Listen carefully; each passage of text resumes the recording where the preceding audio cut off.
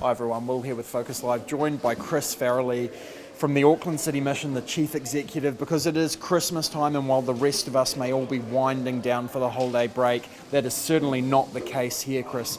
You are trying at the moment to feed 1,000 families every day. We're not trying, we are actually feeding 1,000 families every day from 4 sites: Papakura Marae, Ngā Whariwatia Marae in Mangere, here at Eden Park, and at Vision West in West Auckland. So from those 4 sites, people queue all night and they wait for a food parcel and maybe a present and some other assistance. And during the day, they're processed through the sites and they will go away with what they need for their family for Christmas. And if you look in the background here, you will see hundreds and hundreds of workers. These are volunteers from all over Auckland. From different corporates. Every day a different group comes, and all wanting to enable people to have a Christmas and their children to have a Christmas as well. Talk to me about the need, because it feels like you and I talk about this so often and the need seems to accelerate every single year.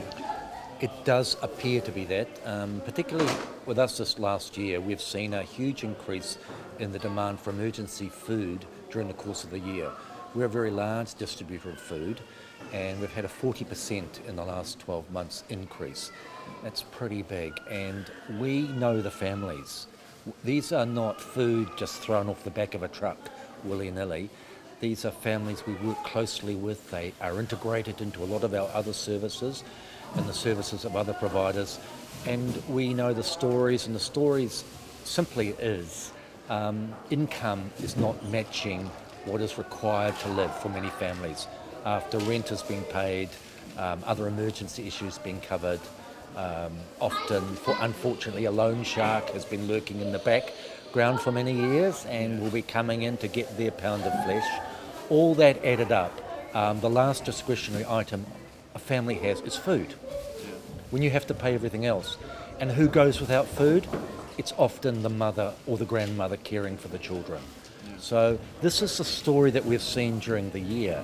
It gets magnified at Christmas time, obviously, when more family are at home, when there are guests and what have you. There is nowhere to go, so people will come here, and when we respond as best we can. Some of them wait overnight, right? The queues are just huge. You actually have to cut off at some point, right? And what people get, these bands, they come down here, they get about 4 days supply. Yeah, it's quite frightening. People will queue all night, or wait all night. We don't queue anymore. In the bad days, and they were not good days, people had to queue in Hobson Street under the glare of the public all night, and these 4 sites now enable us to give a more dignified and mana-enhancing way of giving the service. So people quietly come in, they sit under a marquee, they connect with each other during the night. They no longer feel like beggars being glared at. So that's really important.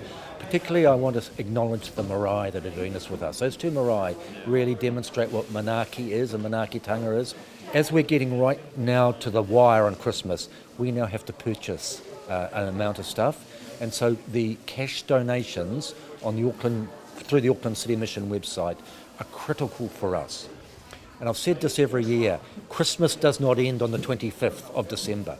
It's the post-Christmas period. We are open every single day. Our services are every day, and we actually have often more demand on those post days.